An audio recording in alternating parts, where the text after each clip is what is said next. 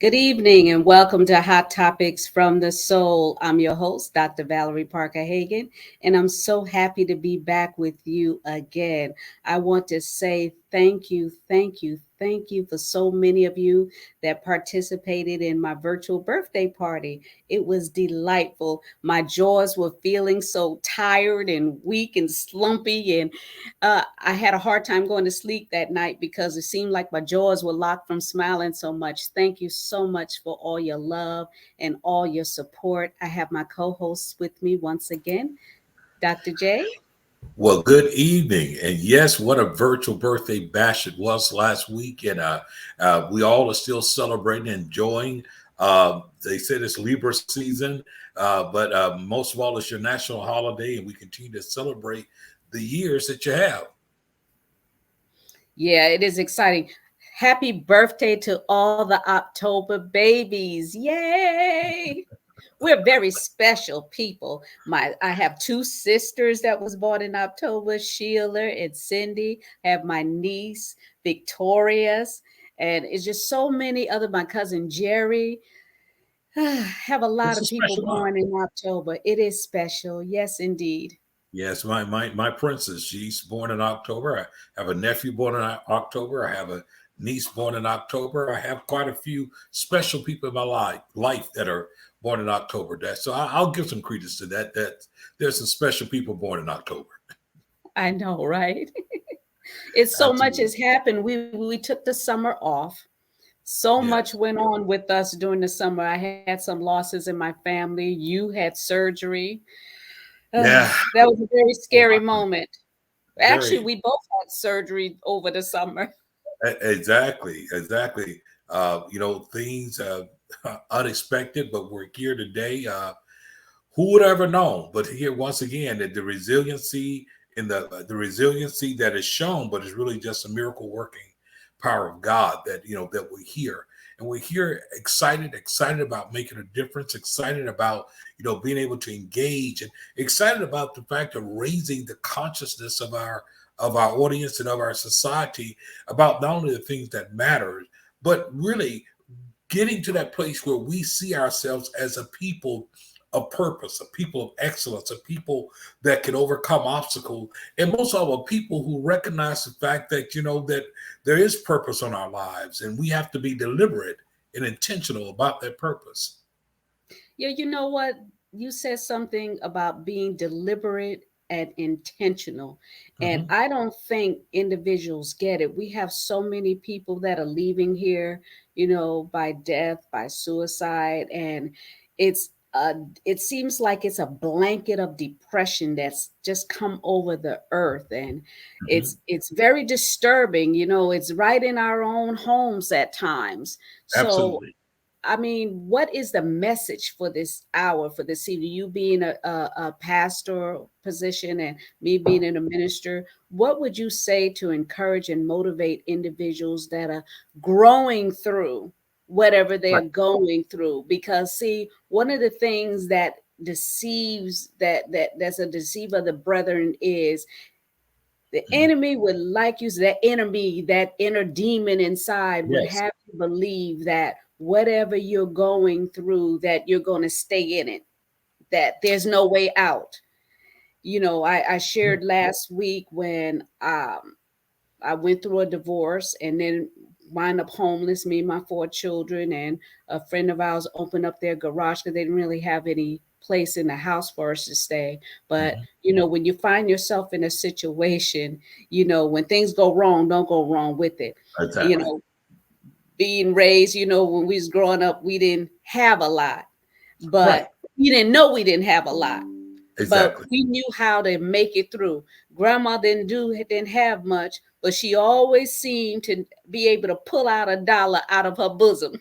Well, I'm telling you, I used to call it the magic treasure It'd be because it like, looks like she always would go in the bosom, and there it was, and yeah, it's amazing. My like here grandmother, you go, baby.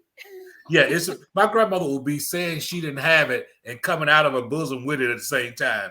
Like, well, I ain't got that. Things are hard. I ain't got that. And there she goes. She's coming out with it. But they were resourceful. They, Resourceful, and we're in a land of plenty, so that Mhm. the opposition that individuals are facing now is the fact that they want to be like the Joneses. They want to have what everybody has because they're watching television and all this. I hate the reality TV shows. I hate them with a passion because it brings a false sense of A what a reality. relationship is, what love is. They think if they're arguing and fighting with their spouse and then making up, having wild sex, that's love. That is not love. No, you Oh, hit we some. going all over the place. I don't know how we got to that stage anyway, but we just talking tonight, and hopefully it'll empower and inspire someone tonight. But getting back to Dr. J, that this Mhm. blanket of depression that's gone across the earth, where individuals are so distracted that they have lost hope and in themselves, and things around them, because the economy seems to be crashing, jobs are going, they said there was a lot of jobs where people are looking to hire individuals, but yet I saw in the news today that jobs are dissipating, and there be, why? Because they're being taken over by machines. If you don't want to go to work, they're going to have a machine do it. Yeah, we are living at a very interesting crossroad in our time in Mhm. history. On one end, you'll hear about we have the lowest unemployment rate in the last 50 years. And yet and still we have inflation that is going crazy. At the same time, people are dealing with the fact that where there may be jobs and people are not taking those jobs, and then those jobs are being taken over by, if you would, by machine. But even more so, what we're understanding now is that we live in a global society. I mean, most Very of us, global. if we have to call any place of business after 6 o'clock, 7 o'clock in the afternoon, we notice that when we get on the phone to somebody who sounds like this, how may I help you? And they're from a whole other side of the world. They're from Mhm. Asia, they're from other places, they're inside of it. And so I think the thing that when we deal with depression in this time, it is because we begin to focus on what isn't versus what is. Anytime we focus on what we're lacking more than on what we have, it is going to produce this sense of void because all we can see is what we're lacking. And if we only look at lack does not motivate us. Lack does not motivate us to want more. But when I look at what I have, and if I believe in the power of multiplication, then I look that I can increase what I have, because what I have a seed. I have something to start with. And if I can Mhm. start with that seed, if I can start by investing in something, in someone, I have an opportunity to increase. But we also live in a crossroad that blows the winds of always forecasting that there's something better. Exactly. You don't want to hear that there's something better when you're eating out of the garbage can. Hmm. You look at people like that, you almost get envious, you almost get upset, and I think that's what happens when we see reality shows that oftentimes is everything but reality. It Mm. paints this picture and it just stirs up, if Yeah, you they're would. getting paid to act a fool. Yeah, and it stirs up the lust inside of people's own imagination to want what these people have or do what these people do, and we just miss it from getting back to basic things. What is it that is the basic premises of what really makes us happy or bring us joy? Is it all those things that we see? Is that what the lie that has been told us, that we have to have those things in order to be happy? Going back to the example of our grandmothers and our foreparents and things, somehow or another, they learned to be content. I often say that somehow or another they possessed something that we seemingly have lost. They Mhm. understood multiplication. They understood that Dad used to use a phrase called long-eyed. And the first time they ever used that phrase would be long-eyed. It made no sense to me. But what he was saying is that you wanted more. Your eyes was big for Big. something more than what you. And the first time I ever was punished for being long-eyed is that I love mashed potatoes, and I love also what we used to call iced potatoes. They would cut them up in chunks, and sometimes they would cook it with neck bones and all these things. And I was a little boy. I was no older than 5, and man, I just wanted more. I wanted more, and all I could do was I was whining, "Come on, I want more! I want more!" Problem was, I saw the pots on the stove, and the pots were the same. And I kept pointing toward it, what I wanted. And my dad said, "You keep wanting, you're gonna eat it all." But what he gave me was a pot full of butter beans. And I didn't want the butter beans. And so I started pouting, saying, no, I don't want that. I don't. He said, no, you're going to eat it. You're going to get it. And I will never forget. It's the reason I don't eat butter beans today, Mm, because he made me eat it all that was in the pan.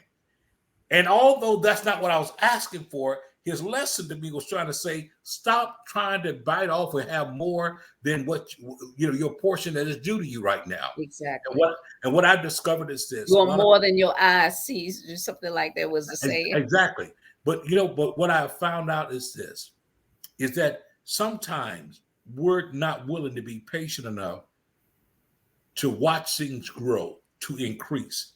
No matter what you and I are going through right now, this is to that person who may feel depressed, that person who feel like they're stuck in a rut, that person who feel like life is just, is going at a snail's pace. There's nothing that you're going through right now is permanent. It's not permanent. Life is not designed to be permanent in that manner. The seasons aren't permanent. We feel right now that seasons are about to change. We've come out of summer. We're now entering into the fall. Why? The fall must come because the summer Gotta must yield come. itself. It must yield itself. And that's what the way we have to look at life. Life must yield itself. So it doesn't matter what we're going through. We have to put in our mind, it cannot last. This is not permanent. It did not come to stay. It only came to pass. It came to pass. And it came to pass. And if we can keep that in our mind, I don't care what we're going through. And that's why the other part of that is having a good cheering section. Someone Yes. who speaks life into you. Someone who continues to encourage you. A person who's not led by what they see, but rather by what they believe. See, if thou can believe, thou shalt see. If thou can believe. And most people, what happens, they stop believing. And when they stop believing, they find themselves in a situation where the voices of negativity wraps around them. And the only thing they can see is what they don't have, what they don't have. Well, I rebuke the spirit of lack. I come against lack. Yes, I'm not about to. I'm not about to submit myself to not having anything, because in my heart and my mind, I've already laid claim on the fact that I'm coming out of what I'm going through, that my greater portion is here. I believe this with all my heart, Dr. Val. I said this last week to you. I believe that the rest of my life will be the best of my life. Yes. Yeah, and Why? the word of God promises that our latter will be better than our former. But the thing is, we have to keep moving. We're going through a storm. We don't stop in the middle of the storm. We try and get up out of the rain. Exactly. And so we keep going, we keep moving forward. And that's what we have to do in this day and time. Society, and the other thing, we have to learn to tune out things. Don't overdose on negative news all the time. If you notice, it's a 24-hour news cycle. And if you watch it, it'll repeat the same things over and over again, till there's something more tragic that happens, something more tragic. And we keep going inside of that. Sometimes we have to quiet the voice and the noise of all the negativity and get back to the thing of where I believe. Because what they're forecasting are things that people who does not have a trust, they're forecasting things that people who does not have an anchor, they're forecasting those things. We have to back up and say, oh, no. That will not be my fate. That will not be my end. That's not my appointed end at all. No, I believe. And we have to be intentional about that. What I'm finding, that there are people who once loved God and believed God, Mm. they become weary in their well-doing. And then the second thing about it, they become so envious of what they see that they have been convinced that their believing God is out of style. It doesn't work anymore. And I refuse to get to that point, because I've come this far by faith. If I had to outline my life, logic could never explain it. Logic could never explain it. So I exist because there was something called faith, my belief, and my determination, because faith without works is dead. And I always say to people, faith doesn't make things easier, but it makes it possible. It makes it possible. And I shudder to think, if I would have given up. Anytime you go through a divorce, it is like you're burying someone, because that relationship is dead. The only difference between that divorce and a person literally dying is the fact that you see that corpse walking around.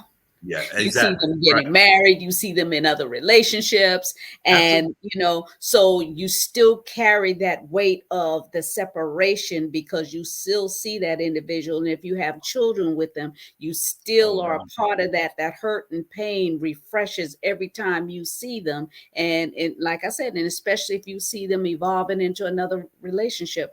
When I went through the divorce and having 4 children. Matter of fact, it was told to me, who's going to want you when you got 4 kids?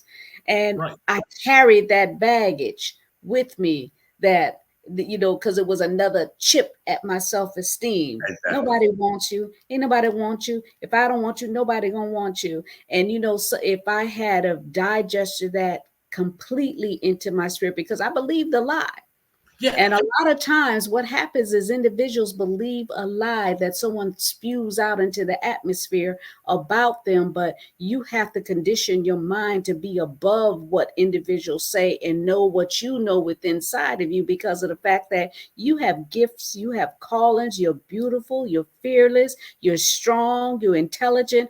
All these things are compiled into what makes you you. And then no one has that right to strip you and take that away from you. And that's one level of domestic violence, because we're going to talk about domestic violence, how 1 out of 4 women are victims of domestic violence and 1 out of 7 men. And every Mhm. 5 seconds, someone is killed as a result of domestic violence. And I would say every minute someone is a victim of domestic violence where they're Mhm. killed or abused because of the fact that if they're not physically killing you, they're killing you in your mind, they're killing your spirit, they're snatching you of your dreams.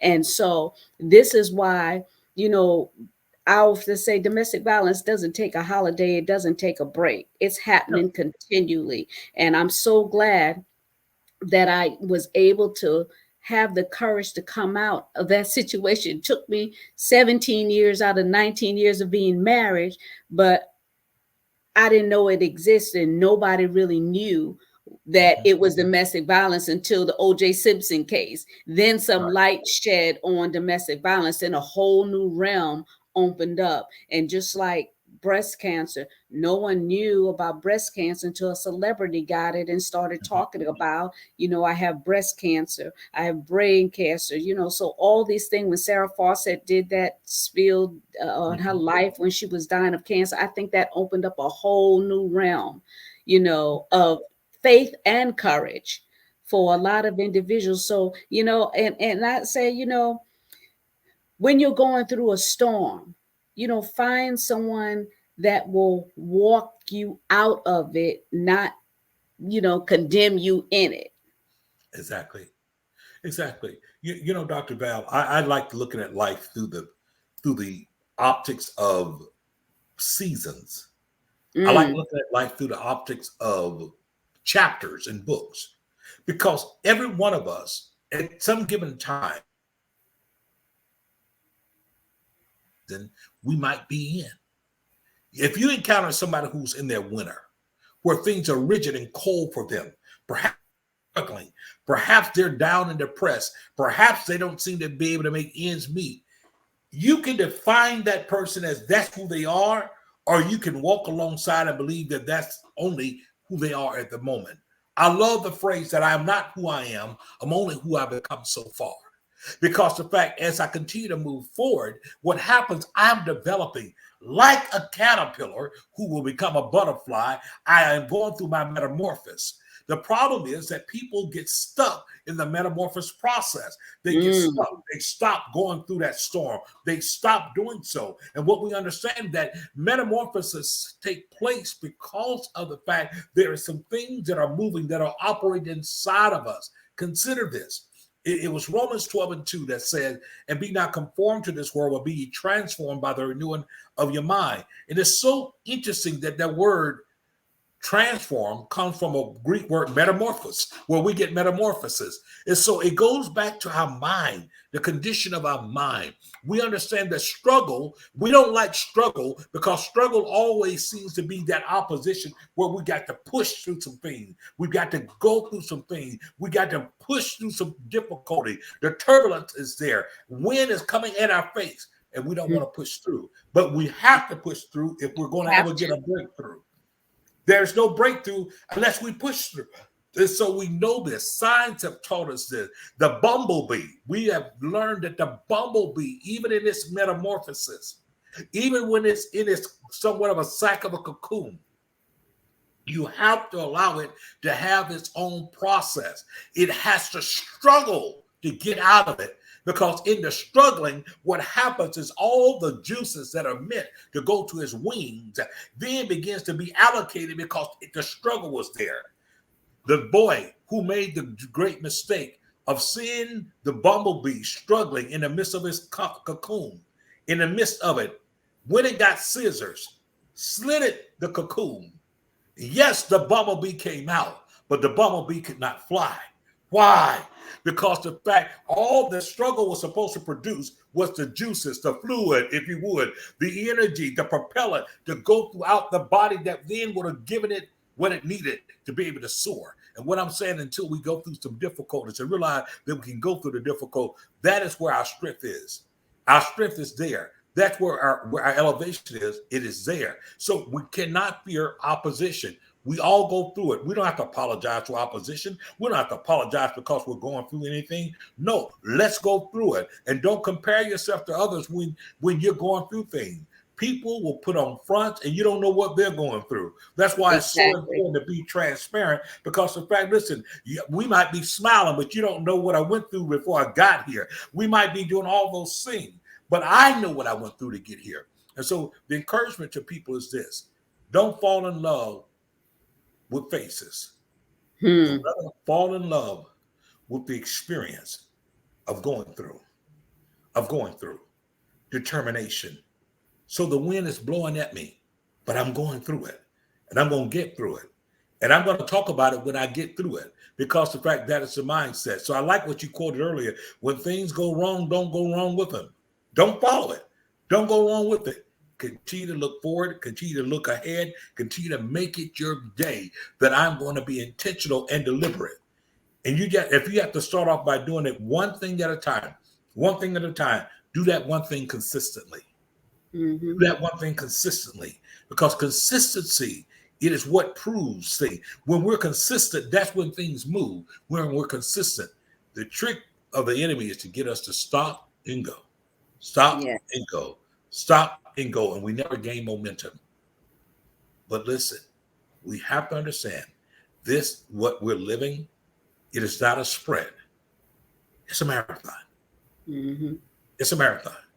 No marathon runner starts off just jettison from the block. No, they understand I've got to pace myself. I'm going to pace myself because the journey is long, and the journey is. And the thing I've discovered is this, Dr. Val, that the journey, if we really are connected, part of the journey, and I've learned this from watching people who walk and run, and people who work out, and people who do those things. Did you not know that the right shoes make a difference?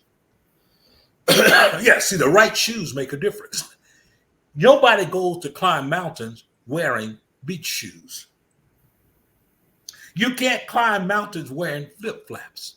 You cannot climb the difficulties in life with the wrong shoes on. But this is what I do know, that God prepares us and He gives us the right shoes for the journey that we're getting ready to go through. I didn't understand what those old saints were saying because, I was too caught up in the word. But they would say things like, traveling shoes, Lord. I got on my traveling shoes. Now, Hmm. that wasn't necessarily Air Jordans or Nikes and stuff like that. But what it was a symbolism of the fact that I'm equipped with the right thing. I'm ready to go. I'm ready for the long haul. And I think that's what we have to begin with the end in mind. Yeah, we have to learn how to shift when things are happening to us, Exactly. because of the fact that, like you said, we're just going through it. It won't last always. And, No. individuals, men and women, are out there looking for love. Children are looking for love. But, in order to be loved, you got to first love, show love to individuals, to be kind. Folks Yeah. not kind these days, Dr. J. I'm No. like, there used to be a time where you would see a senior citizen coming out of the grocery store or something and just struggling with the girl. You'd be like, "Can I help you?" This, Yeah. you can't do that. Well, people don't do that anymore. Right, right. You We know, become they're just suspect. myself and I.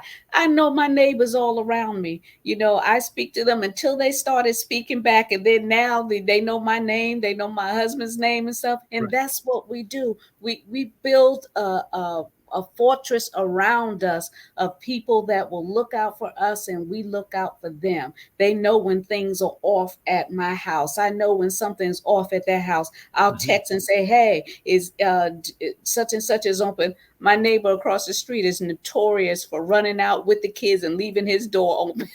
I was like, who does this in this time? And I said, you know, you left your door open. And then a couple times I couldn't get him. And I just went across the street, just shut the door because I was like, I Absolutely. came back as I saw the door still open and the car was going. I was like, I'm gonna shut the door. It was wide open. And then when it came out, I said, you know, you left your door open. They was like, you did? Really? So we need to begin again to be our brother's keeper. Look out for one another, you know, so that when there's something going on with you, someone will knock on the door and check on you. And I'm talking because there's a lot of people that are single living by themselves and they go and come in from work and they shut the door and they're alone. Exactly. If you want to have friends, you must show yourself friendly. And that is so true. And you make mention of neighbors. I will say to you, when I went through my went through my episode, uh, the latter part of May, my neighbors was very instrumental. Very. The moment they found out what had happened to me, it's like amazing how they just into action. I mean, they was ringing my doorbell, said, "Listen, hey, can I get you some grocery? I know that you're recovering." I'm like, "Said I'll be all right." No, I'm getting ready to go to the grocery store. You know, I'll bring, and I'm thinking they're gonna bring me back maybe some little stuff. Man, they came back to. I said, "Where are you going with all that? I won't have any place to put it." And they were that way. They looked out for me. They checked on me. Are you okay? I mean, even to the point when packages would come and they knew I couldn't get them. It's like they would get my package and then call me and say, "Hey, there's a package there for you. If you woke, I'll come and bring it to you." I would say thank you. Mm-hmm. But that goes also from the aspect of the communication, showing oneself friendly. I'm not competing with them. They're not competing with me. We're Right. simply trying to live life, be good neighbors to one another, Be and good to recognize, one another. yeah, be Just good. you. But this is what you call human kindness. Exactly. Exactly. You know, State Farm should not be the only one saying like a good neighbor. State Farm is there. We ought to be saying like a good neighbor, we are good to one another. But when there's a spirit of competition, when we feel like I got to outdo you, I got to have a one up on you, it produces the spirit of strife. It produces to the point, even a sense of pride. That if you're going through something, you got too much pride to even ask your neighbor. If you're going through something, and some of my greatest memories of growing up as a little boy was actually seeing things happen like, you know, the neighbors coming over saying, "Ali, you got some sugar?" and stuff like that. I kind of borrow a cup of sugar and say, "Yeah, Oh, you can I borrow." remember Yeah, saying, and they got would any come, flour? yeah, whatever it is, and they would do this whole exchange, and it would be amazing to me because the fact it was what neighbors did, but it also fostered a relationship with us as children because we saw that our parents they wasn't being fickle with each other. They talked, they communicated. We know their name, they knew our names, and therefore there was a sense of security. It was a sense of comfort because you had resources, you had people around you. In today's time, we have to be very careful. Do we really care about one another? Now, let me share something with you. It's interesting that most folks have to wait till there's a calamity Right. Now, before they I show will say compassion. people are resilient and friendly and look out for you when there's a hurricane or a tornado Exactly. or something. They Exactly. do come, and I really appreciate all of those that are supporting the hurricane victims and, you know, supplying needs and stuff for them. So, and I want to encourage you to go to your local churches or your city halls and see who is sending donations to the distressed areas that have suffered from fires and also from the hurricanes. So I want to encourage everyone to do that. You don't have to wait for somebody to knock on your door and say this and that. You know, be proactive, see where you can help someone. And those are people that are looking for love and stuff. Sometimes you will find love just by being kind to someone. Exactly. And it's interesting. I always believe one of my daily prayers is, God, make me an instrument of your love. Make me an Yes. instrument of your love. Yes. That make me, let me be the answer to somebody's issue today. Help me, God, to be there, whether it's in word or in deed. It was Saint Francis of Assisi who said, preach the gospel, use words if necessary. That was always a profound statement to me, because, in fact, what he was saying, it is not in the many words in which people feel the gospel or the love, but it's in actions, it's in deeds. And that's what happened. Uh, this afternoon, as tired as I was, I'm running by the cleaners, pick up things from the cleaner, drop off things to the cleaner, and I'm hungry. I'm like, I'm not going to cook tonight. I don't have time to cook tonight. So I go get some food. And I had gotten my food, had paid for it, was about to walk to my car, and I heard a lady say, "Hey, sir," she said, I'm homeless. I've been in and out of the Lord's place. So you have anything that you can give me to get something to eat?" And I immediately said, I said, "Ma'am, I don't carry cash, but if you would like something to eat, step up here to the counter, place your order." Mm-hmm. As she placed the order, the young lady who had just waited on me looked at me like, "You're going to pay for this?" I said, "Yes." And I paid for it there. I think the young lady smiled, because the homeless lady ordered was more than what I cost more than what I had just ordered. But the thing about it, I don't know her name, don't know who she is, but you know what? Right. I do know this much, that she had a meal tonight. Yes. She had a Yes. meal tonight because of the fact, listen, at the end of the day, I don't have time to vet her. I don't have time to say, well, how long you been homeless? I know that you've been homeless. And so how did you become homeless? No, no, no. I didn't have time for that tonight. And neither did she need that tonight. She looked tired. She looked frustrated. But you know what? The fact that that lady could sit there at the bench outside that place and eat and have a meal speaks Mm-hmm. volumes. Now, I don't Indeed. know. I don't know whether I was planting or watering, but I know it's God that'll give the increase. And Amen. what we're Amen. doing. That's what We gotta look at, by the grace of God, there goes I. Had someone not open up their door to me, Pastor McBride, he's deceased now, but had he not opened up his door, him and his wife at there said, we don't have room, but you can come here. I didn't yes. say, if I can't go inside, I'm not going. No, I had to make do because I had nowhere to go. And it was four children looking at me. And I Wow. made a promise to them. I said, this is the where we are right now. And Yes. I think if parents would communicate what's going on with their children, not to the level where they get them and they say, hey, this and that, I tell them on, but say, this is only temporary. And I promise you, like I said to my kids, I promise you, if you do what you're supposed to do in school and stop all that fighting, because I had the kids that used to fight in the back seat that don't look at me, stop hitting me. Why are you touching me? This and that. I said, if you do what you mommy can focus and I will get us out of this situation.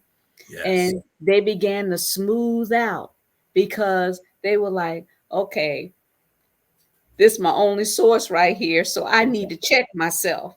If if she said she gonna get us out of it, and if I can help by not getting on her nerves, I'm not gonna get on her nerves. So Absolutely. this is what I say. You have to communicate what's going on. No, baby, I can't buy you those Air Jordans. I can't buy you this $200 outfit. I can't spend $1,000 for a prom for you. We have bills, we have things going on. I think they would understand because of the communication, but it's so much peer pressure Yeah. going on. Is so much. Children leave out of their homes and their parents don't know what's going on with them at school because they think about sometimes is, oh, I'm going to work, they're at school, I know where they are, but they don't know the battlefield that awaits them. there. The bullying that goes on in school, which is another form of domestic violence. Yes. Bullying is domestic violence. What is domestic violence? Anybody that takes you out of your normal existence and brutalize you mentally, physically, or spiritually is domestic violence. You're exactly right. I remember doing a couple of workshops dealing with the correlation between bullying and domestic violence. And I often would say that even a child who grows up in an abusive home, it is very easy for them to recognize the fact of how to get control. They use power and control tactics. They use that. It's the same thing when we start talking about peer pressure. People have persuasive tactics that they use in order to get someone else to do what they want them to do. And so we have to recognize inside of things with our children to be able to teach them to build their sense of worth, who they are. We live in a society where we start defining who we are by things that we possess. And that is where we turn left at, because we're not what we possess. We are individuals that are purpose, that have life, even without things. So we live in a society that constantly become enamored with symbols, but Mm, oftentimes they lack substance. So if it's shine, make noise, think about it. We want everybody to see, look at me, look at me. But the mm-hmm, reality is the substance, the ability to grow, the substance, the ability to reproduce, the substance. And I think over a period of time, that's what we see the difference is. It's enduring. I admit the kids today face something that we never could have faced. The amount of peer pressure, think about it. Our peer pressure would happen because we went to school or there was somebody in the neighborhood that went. Now, in the event of social media, you could be in your own home being bullied yes, cyber. yes. You're intimidated because folks are negatively coming at you because of things that you posted on Facebook. And then this whole sense of our own self-worth. We define our significance by our popularity. And we have Mm, to understand our popularity doesn't make us significant. Not at all. So people go and they look, you see how many likes I got? See how many likes I got? As if likes symbolizes approval. mm-hmm. Likes and being approved are not necessarily the same thing. So we have to become comfortable in who we are. How do you do that? You got to speak life into yourself. You got to understand who you are. You got to look at life for what it very much is. Guess what? Am I any less valuable in life, my contribution in life? Because I don't drive this. I don't have this. I don't have that. Because I say this to you. It doesn't take but one yes in life, the right yes, Mm-hmm. that could turn everything around for you. Ooh, yes. The I'm one a right yes. witness to that. I'm a Yes, witness to that. Everybody's one step away from a major breakthrough. absolutely. A Absolutely. major breakthrough. When I went through the divorce and went through being homeless, and I finally worked myself out and got me a little hoopty, got an apartment, Yep. a little condo area, and then wound up getting a better, closer job, Mhm. and then I met Les Brown. He was my major breakthrough. I Absolutely. I worked on that job and worked booking him because me being a pastor's wife and stuff, I was familiar with different churches. That's when TD Jakes was new on the scene, Carlton Yep. Pearson and all those Exactly. TBN. So I had all those contacts and stuff. And when I met him, you know, he said, if you help me get into the churches, I'll take your business to another level. And I said, well, I don't know what my business is right now. He says, what you doing now? You networking, you been bringing people together. And I said, yeah, but I don't want to deal with the church stuff. And he's like, why not? I said, oh, you don't want to deal with the church people. And he said, what do you mean? What do you mean, Valerie? Why wouldn't I want to deal with the church people? I said, because everybody that's in the church ain't Christian. He said, those are the people I need to reach. He said, a lot of times these people don't know their purpose. That's why they be mean, Valerie. I said, Exactly. well, all of them mean. Because I was like everybody, I just put them all in a basket. I didn't want to have to deal with no church folks again. He said, trust me, if you Wow. help me, I'll help you. So I began booking them and helping them get into churches. But guess what? One of the things I didn't know or realize was they're business owners that go to churches. Absolutely. They're presidents of companies, big companies that go to That go to churches. church. So by me exposing them in there and being on site and, people coming up to me wanting to book him, that's when my booking, and I started my speakers bureau, and all Right. that just started rolling, and I started evolving and being more so where I am right now. I never envisioned it for myself.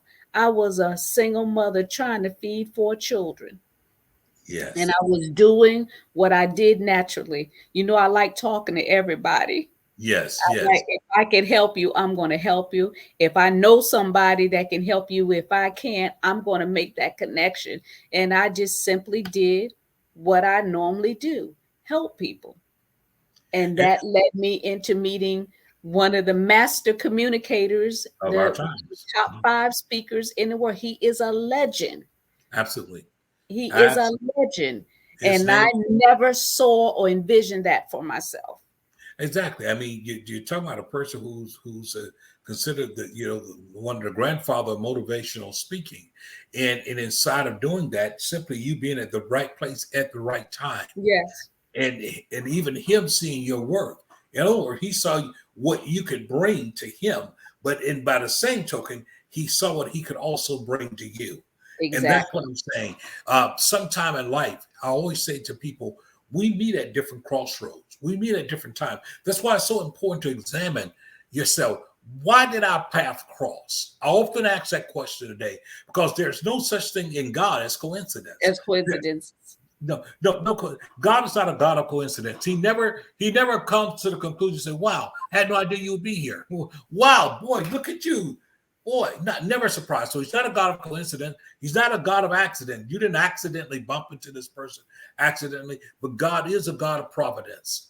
And even Hmm. through sometimes the things that we go through his providential wisdom, he brings us into the right place. Through his providential wisdom. And what I've discovered sometimes, it is in my rejection that sometimes that God brings me to his provision for me. It's in my Yes. rejection that really in the rejection, God said, "No, I'm not rejecting you. I'm really protecting you." So Hmm. I was the reason why they said no. I was the reason why they walked away. I was the reason why they turned their back because I had a better plan for you. And if you had stayed there and accepted that, you would have never been able to get this. If you had stayed there after they did you that way, no, you would have never been able to get what I really had for you. So once again, adversity introduces a man or woman to themselves. And when we Hmm. go through things, we have to understand once again, me going through something is only God building a capacity inside of me to be able to handle what he has for me. If we're not ready to handle what God wants and what God wants to do inside of us, then we will forfeit what we have. We will forfeit it. And I believe Yes. this. It's the old model of the insurance agency or the funeral home. Is better to be prepared and not have an opportunity than to have an opportunity and Opportunity not be and prepared. not be prepared. And so we have to understand where my preparation come from. My preparation come from my experiences. Hmm. Hmm. What have I experienced? I've gone through rejection. I've gone through hurt. I've gone through pain. I've gone through being told no. I've gone through falling short. I've gone through failure. So what else you got to throw at me? I've gone through those things. I understand what it is to start all over again. I understand what Woo! it is to Yes. survive things that I've gone through. I understand. And out of all of that, and people will look at your life sometime, and I don't care how much they want to criticize, but when they see that that you have been resilient, that you have withstood some stuff, and that you look here, you listen. It's like the old Weeble Wobble doll who was growing up. We will wobble, but we don't fall down. Listen, we still come up. You hit us, we back up. You knock us down, we back up because we've learned resiliency. We Yes. learned that, listen, no is not permanent. No. There are certain things that is simply not yet. And I'm Hmm. thanking God for the not yet in my life. I thank him that he Hmm. didn't let certain things happen when I wanted them to happen because I would not have been ready for them. I would not have had the capacity to walk it out. And I believe that in the season that people are going through struggle, God is building capacity. There has Yes. to be a stretching, an expansion. And I think every woman who's ever had a baby can say amen to the fact that, listen, when you're pregnant, there's going to be some expansion happening. There's some Ooh, stretch Lordy. because the fact you got to make room, and it's making room because whatever it's going to be birthed, it's got to be the capacity. You got to have the capacity to carry it. And in that birthing, there's never a birthing without pain. There's never a birthing without pain. And so we go through the pain, but that's because we're in the birthing seasons of our life. We're in the Yeah, birthing season. we're going to go through some more things. These Yes. next couple of years, they are going to be rough, but Yes. you can go through gracefully as long Yes. as you have the Lord on your side. And you be like, well, Dr. Val, I'm not a Christian. I don't believe in all that stuff. But you know what? When you have you, that's worth the fight.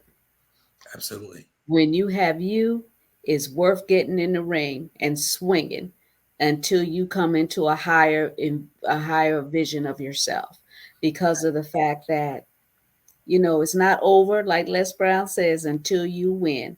So Amen. you have to have the world with all to get in the ring, which brings me to voting. November 8th, we're going to be voting. Now, those of you who have not registered for your voters ID card, today was it, right? Today was the last day. No excuses. Should be no excuses for you not to be a registered voter. And those of you that are registered voters, get to the polls and vote. Early voting will start here in another week or so, and another couple of weeks or so. Yeah. And I'm going to encourage you to early vote. Now, there's been a lot of things that happen, and it's no more than voter suppression. They Mm-hmm. want to cut down early voting time periods. They've cut down the fact of being able to take things to the drop boxes. They've cut down everything. And why is this so? Because of the fact, believe it or not, they don't want your voice to count. See, your vote is the only thing in our democracy that allows you to have a voice. That's why we say your vote is your voice. Your vote is your voice. And so when you are convinced that your vote doesn't count, then everything that you stand against wins. Everything that you don't believe in wins because you have been convinced that your vote don't count. And yet and still, here, the previous election, we had a congressperson, should I say, a congressperson who won the seat by 5 votes. By 5 votes. Yes. Now think Yes. about those 5 people, those 6 Right. people who Yes. sat at home and didn't go vote. They were the Mm-hmm. difference between that person winning 5 votes. 5 votes. And we see this happening over and over again. But what you must understand, the reason we're seeing the voter suppression is that after what happened in the 2020 election, the largest turnout in America's history of voting, the largest turnout. And guess what? Because the establishment person did not win, they tried to accuse voter fraud. Everything was wrong. Look, we saw what happened on January 6th of Mm-hmm. 2021. We Mm-hmm. saw what happened. We saw America almost being taken over like a coup. We saw the fact of rebellion against democracy. Why? Our vote's supposed to be our voice, but we had a faction that says no. We're going to put into office who we want in office, who we want in office, and we're going to silence your voice. And so when they realized that our democracy was still strong enough to stand against it, what did they start to do? 39 states began to implement all kind of voter suppression laws. Tell me, how is it that handing someone water when they're standing in long lines for hours is anyway violating or impacting the election? Mm-hmm. Mm-hmm. Tell me why you want to cut down souls to the poll and early voting, all those things there. When people have a greater opportunity to vote and they're not restricted to just that one day, it can make the world of difference inside of it. But you know what, Dr. J? Mm-hmm. When it was one day, they made their ways to the poll. Right. They made it to the polls. So you having 7 days almost to vote prior to the actual day, there is no excuse for you not getting down there to make sure your vote is counted. Absolutely. Absolutely. The I've beauty. heard so many people say, yeah, I was going to get there, but when I got there 5 minutes to 7 on election day, they wouldn't let me in. They cut off the line. Well, you had all week. Yes. And some of you have the day off and won't go until the 11th hour. Yeah. Yeah. We have to be, once again, That makes me upset. It makes me upset. I used to work the polls. I didn't do the last election, but every poll I used to work. But I stopped working because I figured my voice I could get across to more individuals telling you to get there than me sitting there waiting for you to do it. Yeah, absolutely. Absolutely. Participate in democracy. It is part of your civic duty to do so. And When I consider, it's not Mhm. just for you; it is for your children and your children's children. You see Well, what happened January 6th. Do you want that to be the status quo? Every election we have to go through this. It begins with us. It begins with us. There's no excuses for us not to take advantage of the liberty that was given to us, that our ancestors fought so hard and gave their lives for us to be able to do it. And we're so nonchalant about getting to the polls, doing what we need to do. Somebody's going to win. I've heard people say, I don't like nobody that's running. That may be true. I don't like half the people that's running, but somebody's going to win. absolutely. Somebody's going to win. And yes, I have voted across, you know, the Party lines. lines. Right. I have done that. Absolutely. Somebody's going to win. Yeah. But I'm voting for those individuals that is going to benefit to make our quality of life better, and those that are serving the people. And it's so distracting because we have people that are in office that only care about one nationality Hmm. when we should be caring about all the people. So that's how we need to cast our vote, for someone that cares about all the people. It is absolutely necessary. And that's why it's not a matter of always popularity. We need to understand people platforms. We need to see how does it measure up to our views and our values. We need to be very cognizant of what's going on in our society. Once again, our children's lives and our children's lives is going to be impacted by the things that are happening. If you think things are going crazy now, watch what I'm about to Out say. of control. I mean, today, Mhm. today alone, the phones were ringing, and I mean, the news kept popping up about someone calling into schools in Dade and Broward County saying that there was a shooter on the premises. And then you hear people constantly saying, "Let's defund the police. Let's get rid of the police officers." But then, if you're in trouble, who do you call? 911. And who do you expect to come? The police. Absolutely. Well, So I we always gotta we gotta be clear on what it is we want and what it is we're voting on, what it is we're standing for, because of the fact that if you're saying, okay, we don't want no police, and not all police individuals are bad. Not all of them. I have family members that are law enforcement officers. absolutely. They are not all bad, but they are individual in people like me. I could be a police officer. You could be a police officer. Absolutely. And you want to be able to ride down the street and help serve the community without somebody trying to shoot or kill you and keep you from getting to your family at night.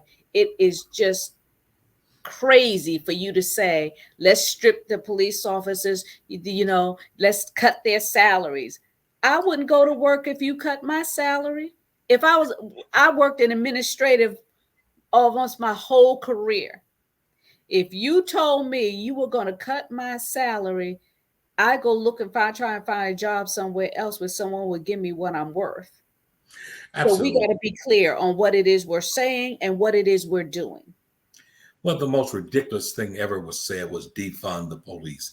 Defund. That's absolutely ridiculous. What you're saying is defund law and order. What you should be saying is let's restructure the police. As we have seen some things happen in different cities, I know particularly down in Delray Beach and some other municipalities, what have they done? What they've done is this. Inside of their police department, now the police department has brought aboard, if you would, mental health counselors. They brought aboard other disciplinaries so that when they're answering certain calls that they might not be the best equipped to handle, they have the right people to be able to go in ahead of time to be able to diffuse the situation, because they understand that all situations are not resolved with clubs and guns. Some are resolved through the proper technique, the proper ability to communicate and to work well with the law enforcement officers.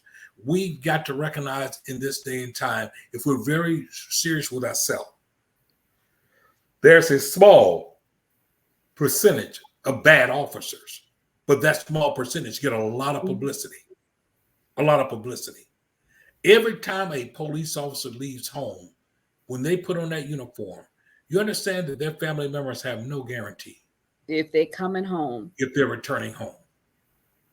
Imagine that. They have children, they have families. My husband's retired firefighter. Every day could have been the last day. Could have been the last day. Could have been the last day. And so sometimes we have to pump the brakes on a lot of this reckless emotion. You know, we get hyped. Defund. I like that. Reckless emotion. Yes. Yeah. And it's just reckless. No, let's stop, wait a minute, and let's work things out. You know, one of the things that I have opportunity to do is through one of the positions that I hold is working with the Office of Attorney General. And one of the things that they have is what they call CPR, Community Police Relations. And I love this because once a month we get together right now by Zoom, and we have an audience that have children, young people, have law enforcement officers, members of the community, and there's a subject matter that comes up. And what happens is that we talk about how can we improve community relations. Here's real questions. Here's real suggestive solution. What is it that you see in your community? And we're able to address those things. You know what's the most rewarding part about it for me is hearing young people who, through their eyes, are now able to ask questions, talk about how they feel. And this last time, young people talk about the difference between their school resource officer versus the regular police. And it came to the conclusion, the reason that they was trusting of the school resource officer, number one, because of the frequency in which they saw them. The school resource officer eventually began to know them by name. The school resource officer could see them walking a certain way and say, hey, what's going on with you today? Right, what happened? You're looking sad. You're sounding sad. So inside of that, they saw empathy. They saw compassion. They saw concern that came from them. They didn't see the boogeyman. They didn't see the person here who's going to just make us know. They saw an ally. They saw someone who cares.